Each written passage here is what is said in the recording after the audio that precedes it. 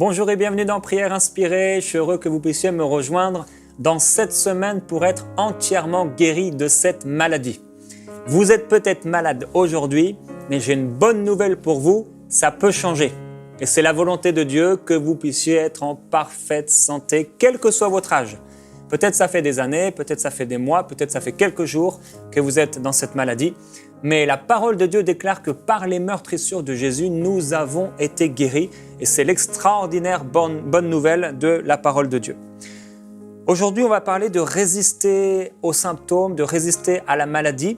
Et c'est une chose qu'on doit faire. On a vu lundi que premièrement, on devait refuser la maladie.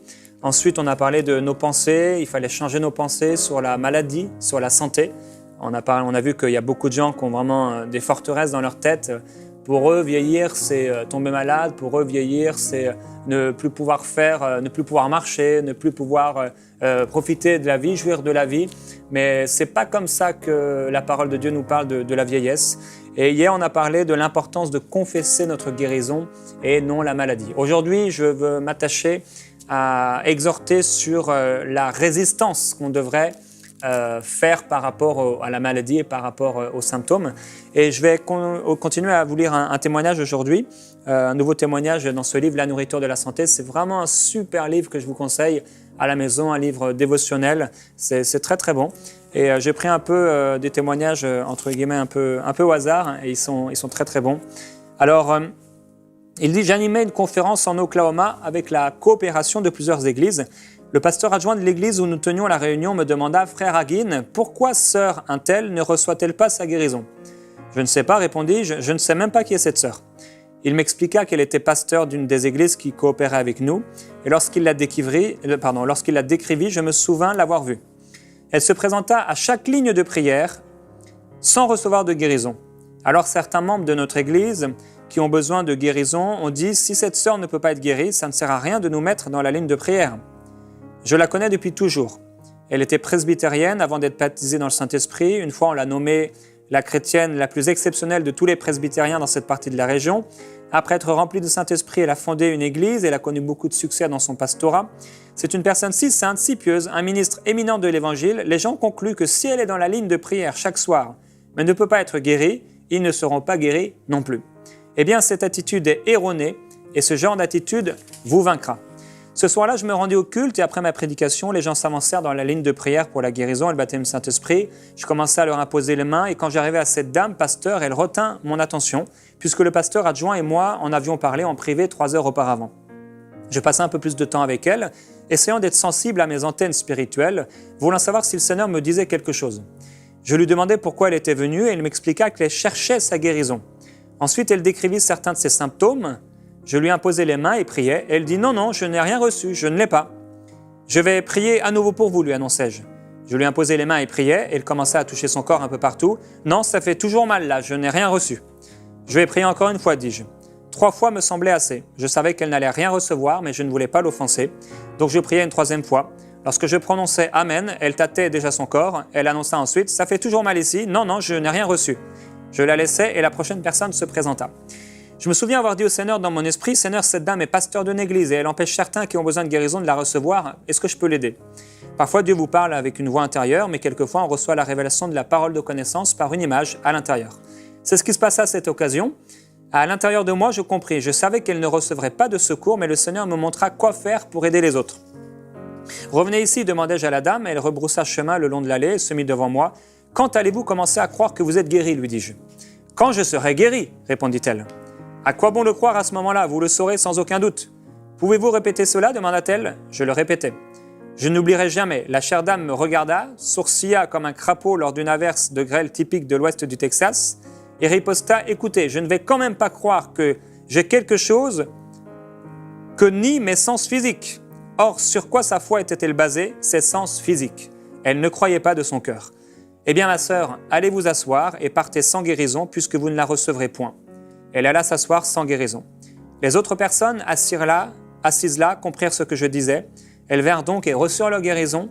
Un homme de son église qui se trouvait dans un état extrêmement pitoyable, ne pouvant pas marcher seul, fut guéri instantanément. Il fut également guéri instantanément de la surdité.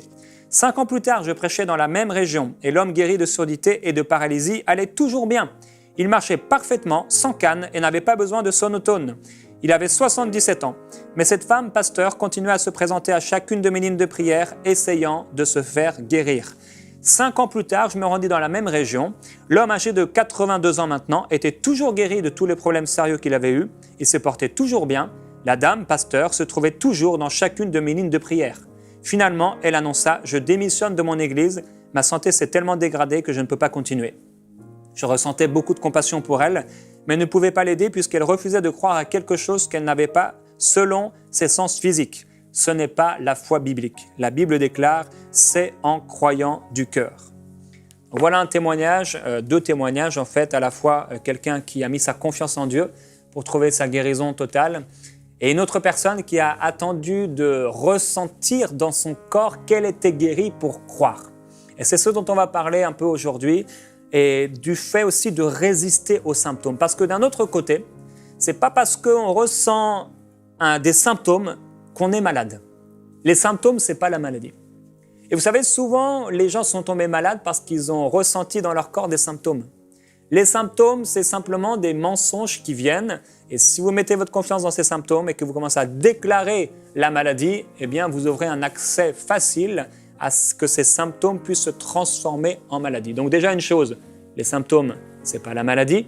Et deuxième chose, ce n'est pas parce que je suis malade, je ressens des effets négatifs dans mon corps, que je dois croire que, selon la parole de Dieu, je suis malade, un point c'est tout. Parce que j'ai une promesse glorieuse, au nom de Jésus-Christ, la parole de Dieu me dit que par ses meurtrissures, j'ai été guéri. Maintenant, par rapport à ce qu'on peut ressentir dans notre corps, on voit avec cette chère sœur, cette chère pasteur, eh bien, elle ressentait quelque chose dans son corps et elle attendait de ressentir un mieux, de ressentir que quelque chose allait mieux. C'est pourquoi je vous ai dit depuis 3 jours, dans cet encouragement, cette posologie, cette ordonnance du médecin divin, 5 émissions qui sont là pour vous aider à recevoir cette guérison, de passer du temps à méditer la parole de Dieu, à la proclamer, mais aussi de croire que ce que Dieu a dit arrive. Il le manifeste et également, même si vous ressentez quelque chose, aujourd'hui, demain, après-demain, continuez à croire que vous êtes guéri.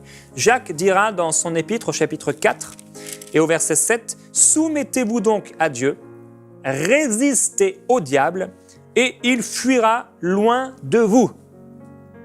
Approchez-vous de Dieu et il s'approchera de vous. » Et on peut lire au verset 10 « Humiliez-vous donc devant le Seigneur et il vous élèvera. Ne parlez point mal les uns des autres frères. Celui qui parle mal d'un frère ou qui juge son frère parle mal de la loi et juge la loi. » Et ici, il y a 2 pensées principales. Il y a la pensée de résister.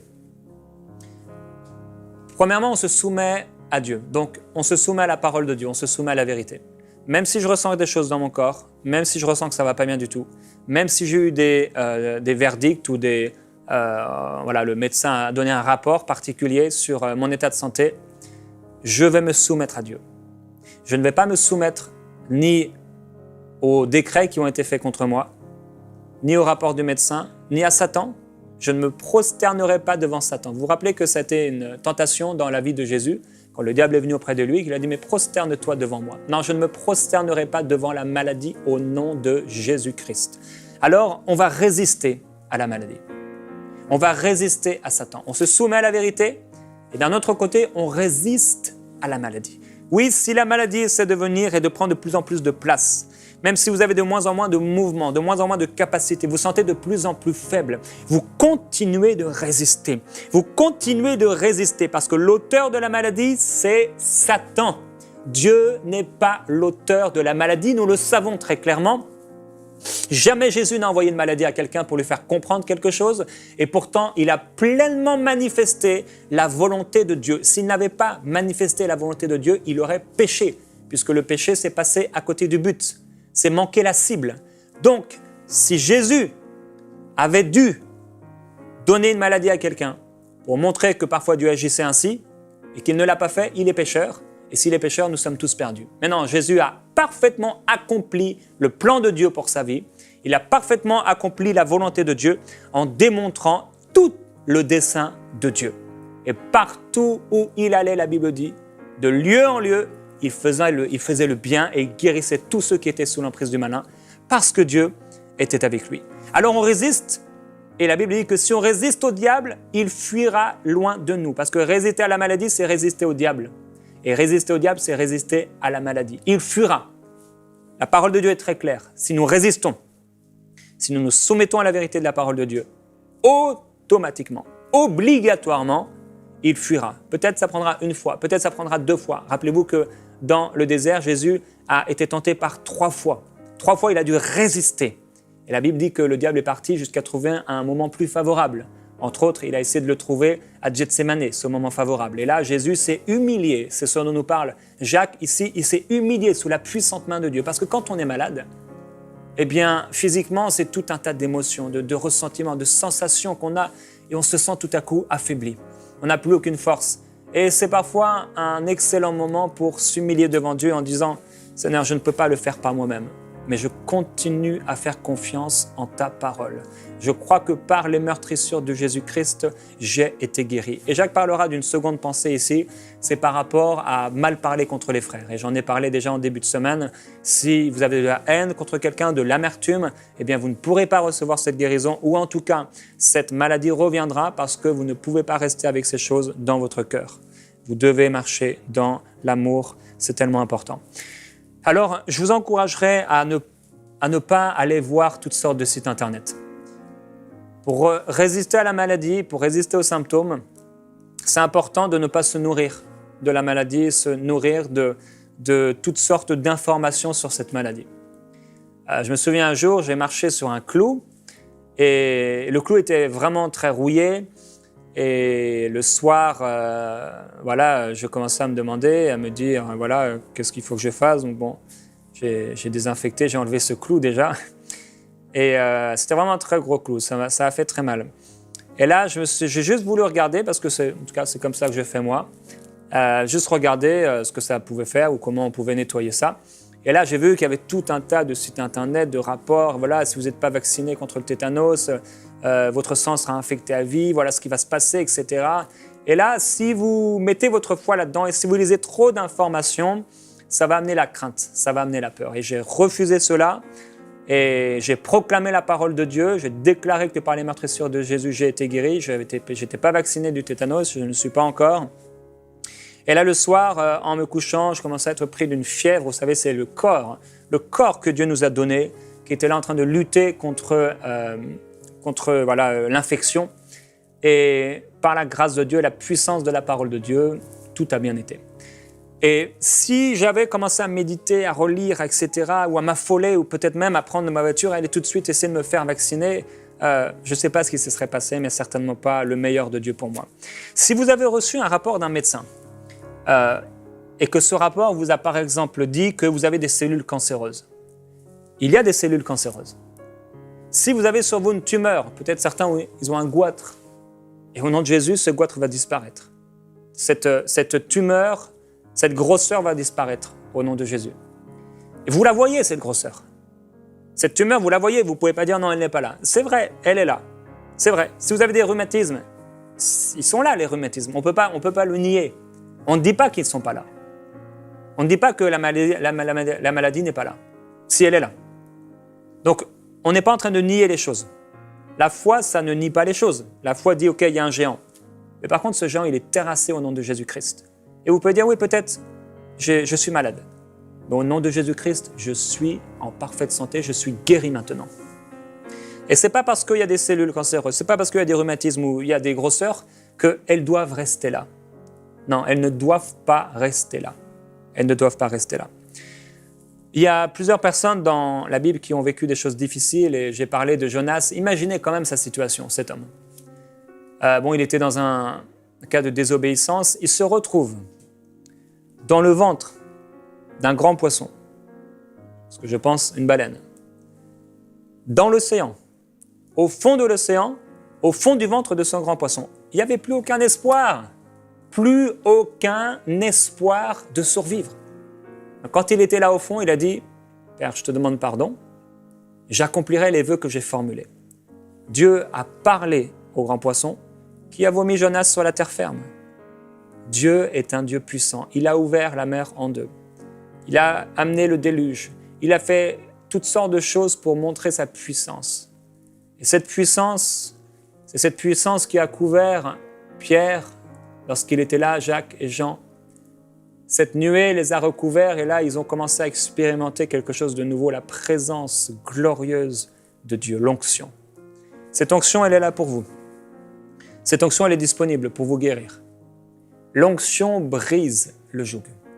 Je crois en la puissance de l'onction, la puissance de la présence de Jésus dans la vie d'un homme. Lorsque Jonas s'est repenti, il a parlé à la ville et finalement, les choses ne se sont pas passées comme il aurait voulu.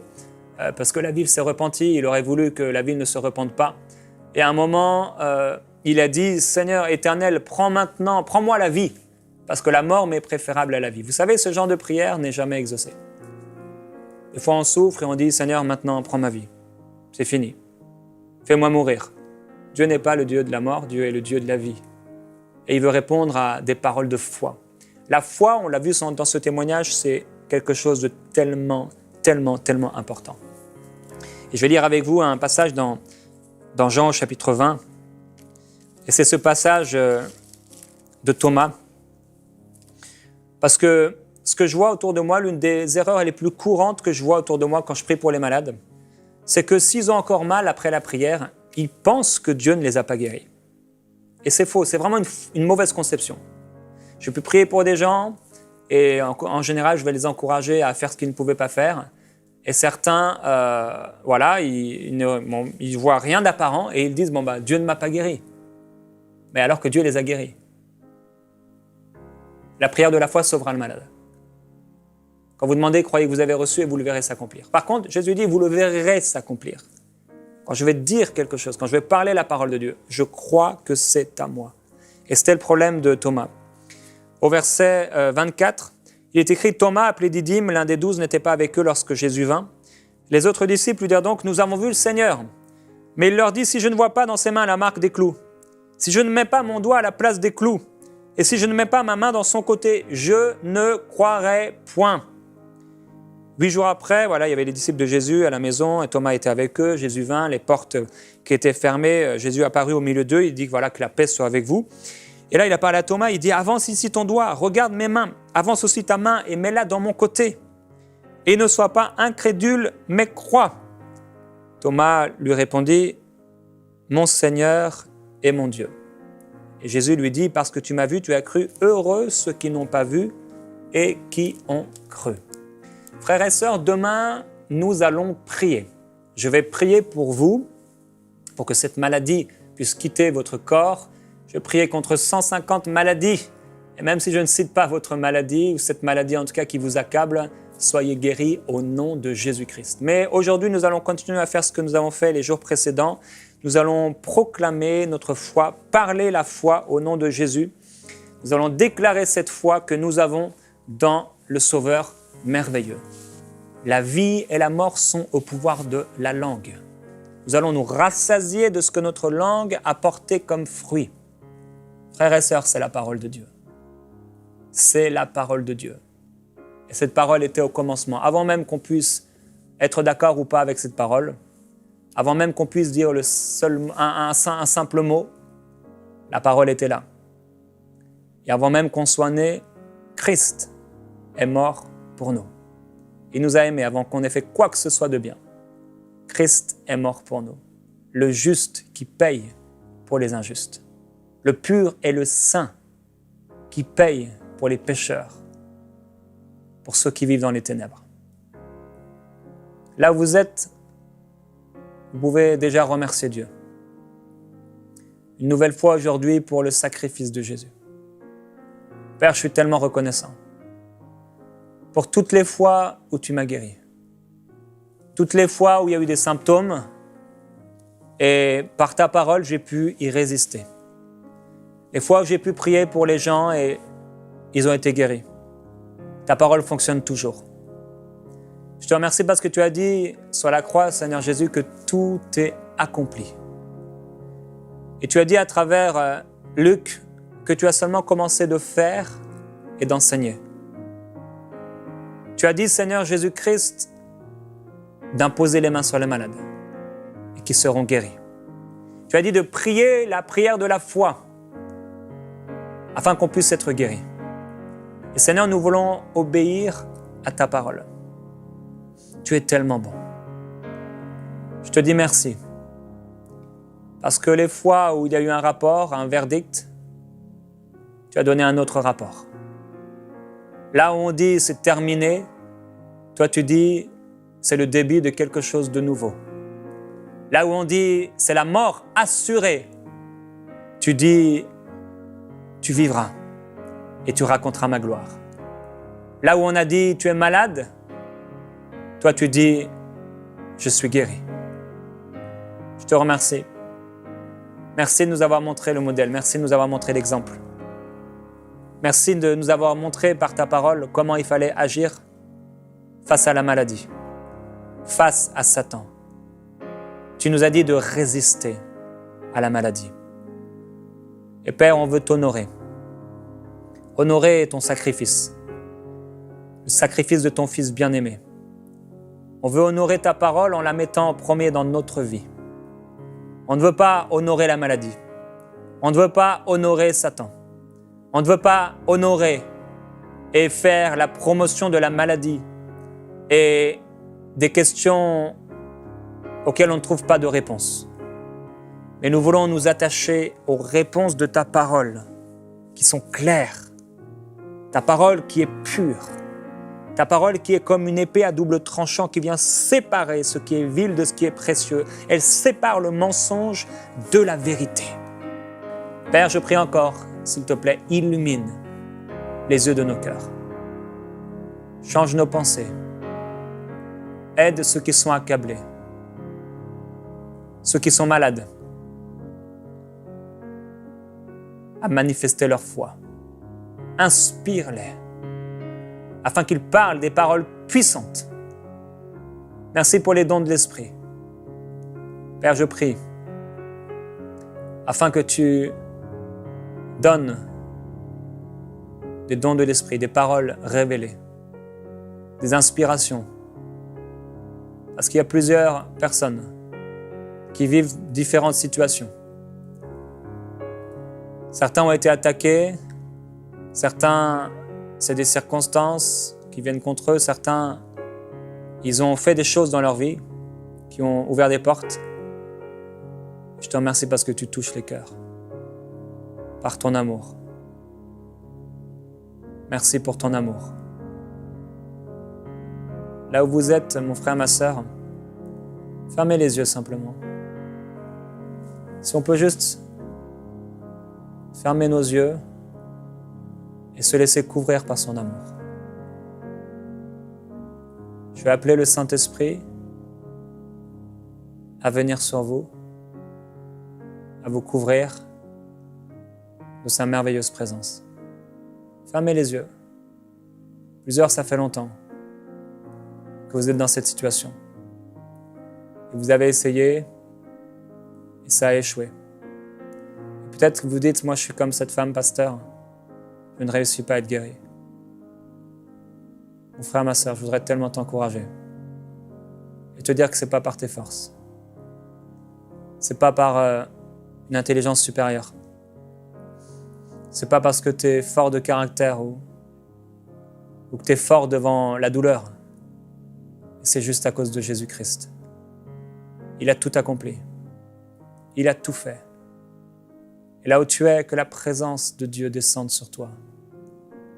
Que sa présence d'amour te couvre entièrement. Que cette présence d'amour te couvre comme la nuée qui vient du ciel. La nuée d'amour de ton Père. Je t'encourage à t'approcher de ce fleuve et à te baigner dans ce fleuve, le fleuve de son amour, le fleuve de sa grâce. Ce n'est pas ton œuvre, ce n'est pas mon œuvre, c'est l'œuvre de Jésus.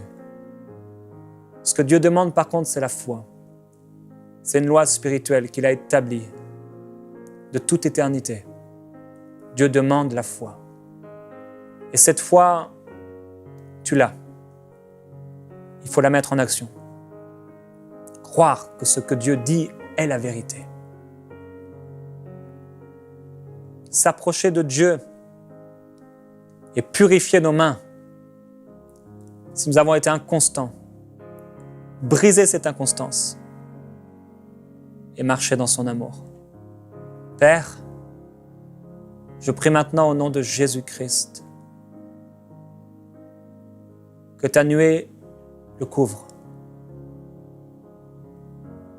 Que ta présence remplisse sa vie. Maintenant. Ouvrez vos cœurs maintenant, là où vous êtes. Ouvrez votre cœur. Attendez-vous maintenant à lui. Soyez maintenant dans une grande expectative. Commencez à lui dire merci Seigneur.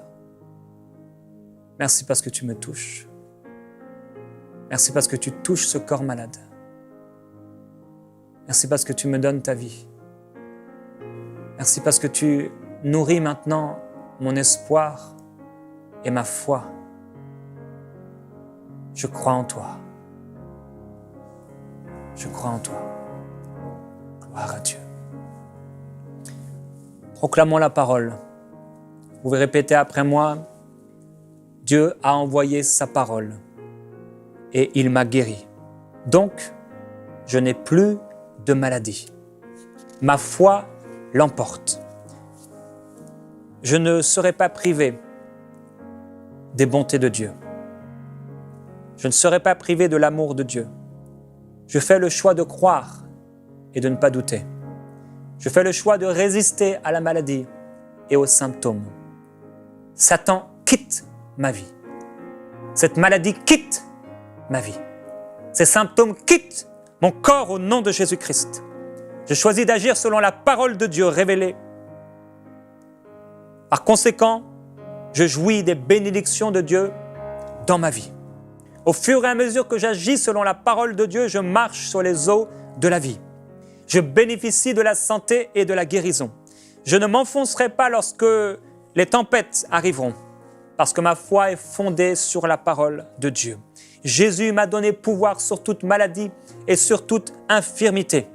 Il a dit que je marcherai sur les serpents, sur les scorpions et sur toute la puissance du mal, mais que rien ne pourra me nuire. Je me sers donc de ma foi pour activer cette puissance de guérison. Je ne serai pas un incrédule, je suis un croyant. Ma foi active le pouvoir de Dieu. Ma foi se met en œuvre maintenant et elle met en œuvre la puissance de Dieu. Je me sers maintenant de ma foi pour recevoir cette guérison dans le nom de Jésus-Christ. Gloire à Dieu. Frères et sœurs, continuez à proclamer la parole de Dieu où vous êtes. Vous pouvez la proclamer pendant aussi longtemps que vous le désirez. Cette parole est puissante. Elle va vous toucher là où vous êtes. Elle va répondre à votre besoin, mon frère et ma sœur, parce que Dieu est bon et son amour durera toujours.